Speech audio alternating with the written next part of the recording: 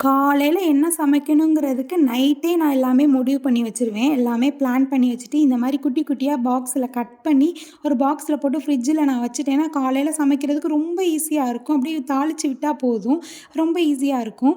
அதனால நைட்டே எல்லாமே பிளான் பண்ணி வச்சுருவேன். இன்னைக்கு என்ன நான் சமைச்சேன்னா, பச்சை பயிறு இருக்குல்ல, அத போட்டு கத்திரிக்காய், முருங்கைக்காய் போட்டு ரசம். இது வந்து குழம்பு இல்ல, ரசம். புளி கொஞ்சமா ஊத்தி, பொடியெல்லாம் கொஞ்சம் கொஞ்சம் போட்டு ரசம் மாரி தண்ணியா வைக்கணும். அப்போ சூப்பரா இருக்கும். எங்க வீட்ல எல்லாருக்கும் ரொம்ப பிடிக்கும். லாஸ்ட்டா தான் இது மாரி தாளிச்சு விடணும். தாளிச்சு அதில ஊத்திட்டோம்னா, வாசனை செம்மையா இருக்கும். சைட் டிஷ்க்கு கேரட் பொரியலும், வெண்டைக்காய் பொரியலும் செஞ்சிருந்தேன் இன்னைக்கு. அவ்வளோதான், ஸ்கூலுக்கும் பேக் பண்ணியாச்சு.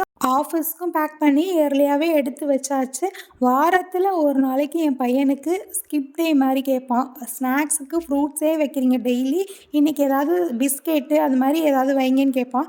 ஸோ அவன் கேட்ட மாதிரியே வாரத்தில ஒரு நாள் அவனுக்கு எடுத்து வச்சு குடுத்து அனுப்பிச்சாச்சு.